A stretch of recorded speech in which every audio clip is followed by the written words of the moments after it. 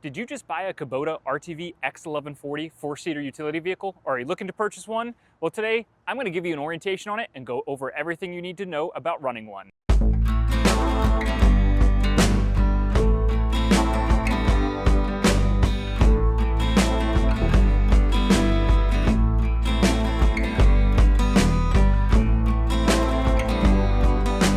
Hey guys, Zach here from Kubota of Lynchburg, and today I wanted to go over the RTV X-1140. This is the one model that Kubota makes that is a four-seater model, so you have 2 rows of seats. You can fit comfortably 4 people, and if you try, you can definitely fit a few more than that. But this is a very popular model because you can have plenty of people. You can take the family around the farm, you can take guests around the farm. If you're a municipality or a government, you can haul multiple people around or multiple pieces of equipment around because you have 2 rows of seats. Again, very comfortable, very easy to get in and out. This is a diesel model, and the big part that we're going to show is the fact of how easy it is to swap between either a 2-seater variation to the 4-seater variation by extending that bed. So I'll show you guys that in just a second. But real quick overview, again, this is a diesel. So this is a 24.8 horsepower. There's no emissions requirements on it. It is a hydrostat transmission. So a variable hydrostatic transmission means there's no belt drive to it. So it's a very slow machine, very, very slow. Max speed is 25 miles per hour, but very reliable, very dependable, and very little maintenance to it, which is very nice on this kind of machine. It is a 4-wheel drive. It's going to have locking differential. It's going to have independent suspension and everything. But we're going to first show how the bed works on the back of one of these. So we're going to show how that bed expands and how it switches from a 4-seater, 2-row model over to the basically larger bed version. So we're basically going to go around to the other side because that's where the operation is. Most of this can be done from this driver's side. So it's really quick with 2 people, and it's very quick as well with just 1 person. So if we're in this version of the smaller bed, which this bed can still be hydraulically dumped, what we're gonna do is we're gonna flip this rear passenger seat up. After that, we're gonna push our seat belts down. If you don't, they can get caught in the middle and crunch. So put your seat belts down. There's a little black handle here that you're gonna pull back, and that's gonna unlock this section. So if we pull back here and unlock, we just pull up on this bar. This swings forward. And if you look right in here, there's this little latch piece where the latch needs to go into there. So once that is latched there, you know you're good to go. Now Kubota makes these little rubber tabs, and what that does is you can put it on this pin piece right here, and now there's less movement, no vibration. So it's basically putting tension on it. So that is what that is for, just to keep the vibration out of it, and it keeps the machine a little bit quieter. So now that we have this system up, all we have to do is grab this U-handle here that should be locked on either side. We'll pull that out, and as long as you unlock the other side, it's gonna sit down. It's gonna get real close to where this was, but as long as that is latched, it will clear it. So that's gonna sit right there. This piece sits up, and your 2 sides come out. Now these 2 sides have locking pins. If you can kind of look on the inside of the bed there, it has a locking pin here with the U, so you basically just make that line up. Now the bed is locked. We're gonna do the exact same thing with the other side. You can probably see it a little bit better over here. This swings out, clicks in, locks in, and now we have a giant cargo bed. So this now has a single row of seats and one of the largest cargo beds that Kubota offers and that the industry offers, because Kubota's been selling the Kubota diesel RTVs now since 2004. It's been the #1 selling diesel in the US. So that's how that bed goes. And again, now you can hydraulically dump it. Again, it still can hydraulically dump. And you just do the opposite to turn it back to a 4-seater version. So we'll go over the rest of the machine now, but the 4-seat conversion, it's so quick, it's so easy. It's kind of what I want to focus on this video. But if we start at the back here, we'll look at the rest back here. We do have a 2-inch hitch receiver back here. So we could put your normal truck, hitch anything in there to haul around a trailer or to haul something else around, haul around a cart or something like that. You've got your 2-inch hitch receiver. This is your transmission back here. You have 2 transmission filters right behind this protective plate right there for when you go to service it. Those I recommend changing at 50 hours. There's a lot of stuff to be done at the 50-hour break-in service on this one. So change both of your transmission filters, top off your transmission fluid. At 50 hours, you also want to change your engine oil filter as well as your engine oil itself. as well as grease the grease fittings on this. It doesn't have a ton of grease fittings. It has a total of 10, I'm pretty sure. Basically, there's 2 on each A-arm.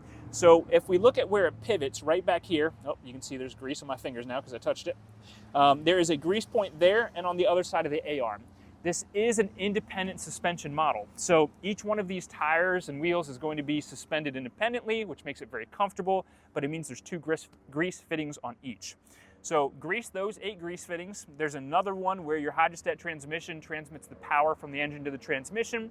And there's another one, I'm pretty sure, on your parking brake that you need to grease. So do that at 50 hours.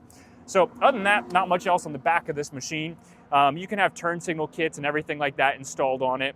If we then go to, let's say the back row of passenger seats, there's nothing special there other than some seat belts. If we go to the operator station, before I hop in, there is storage underneath each seat, nice and dusty from sitting on the lot here, but there is storage underneath each seat for putting owner's manuals or tools or anything else like that into. Very handy to have, as well as you have a glove box right here that you can get into, again, for keeping stuff in. Once you get in here, one of my favorite features on this one is going to be a tilt steering column. So what you've got is a lever right here to tilt your steering column. Raise and lower, makes it a little bit more comfortable, easier to get in and out. And then throttle pedal, going faster, and brake pedal to slow down, pretty basic.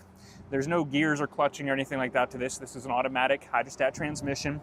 What I'll show you next is this is your shifting knob. And you have to be in neutral to start it. And I actually left it in this position on purpose. So right now, if I pull down, it is not shifting to neutral. It is stuck in high range. And this shifting is finicky, I'll word it that way. It is not the easiest thing to do when you're first getting used to it, but once you figure it out, it's much easier to do. So a couple tricks are press down very firmly on your brake pedal, and that will release some of the pressure. Actually did it better than I expected there. I was hoping it would still be stuck. Oh well. So it basically releases the pressure and it makes it a lot easier to shift. So step number 1 is press down hard on your brake pedal. It releases the pressure and you can shift a lot easier. Now it's still not shifting into low range right there. I can feel it's not quite catching in. So what do you do then? Well, let's start the machine and I'll show you. And Leah, you're not gonna have to lean on the RTV because I'm gonna shift it around a little bit. So careful there. So again, I'm in neutral to shift. And what I'm going to do now, even though I can't get into low, your parking brake's on this side. I'm gonna release my parking brake, and all you really have to do is let off and let the machine either roll a little bit, or if you're on flat ground, tap the gas pedal as you're going. And the reason I'm gonna say that is, and keep pressure on wherever you're going, whether it's trying to get it into reverse or trying to get it into low, keep pressure on the stick. And now it's shifting, yep. So if I let go of this brake pedal and roll a little bit, it'll shift right into reverse or right into low as it lines up. And you can actually feel the gears kind of line up and catch. So you know they're gears, they're cogs, and they're not lining up right away. So as long as you let this machine roll forward or back a little bit, or tap your pedal a little bit and move forward as you're keeping pressure on the system, it'll shift right into it. So step number 1 is going to be hitting the brake pedal hard. And if that doesn't work, take off your parking brake and let it roll forward or back an inch or two to shift a lot easier. These things are notorious and known for having difficulty shifting. That's almost every utility vehicle in the market right now. Next thing I'll show you guys is going to be our display screen here. This is kind of our smart display. You're going to have, if you have a turn signal kit installed, you can have those. It's going to tell you about your seat belt and your battery. And it's going to tell you things like if you're overheating or where headlights are on. It's also going to tell you if you're low on fuel, which we are on this one, so it's screaming at me that's low on fuel. Right now, because that's not lit up, it means you're in 2-wheel drive, and your 2-wheel drive versus 4-wheel drive is right down here. If you push down, you're in 4-wheel drive, and now you can see that's lit up to green. So very simple to switch between 2-wheel drive and 4-wheel drive with that lever. It's kind of like the shifting. You might have to roll the machine back or forward a little bit to engage that. You can see my parking brake is on, parking brake is off. Glow plugs for starting it up. Always hit your glow plugs for at least 3 to 5 seconds before turning the engine all the way over. And then basic information like your miles per hour, your hours. Something else on this one, if you notice the engine is not running, it'll show 0.4 hours. Brand new machine, that is how you get your hours. If this is, hey look, it's difficult to shift again.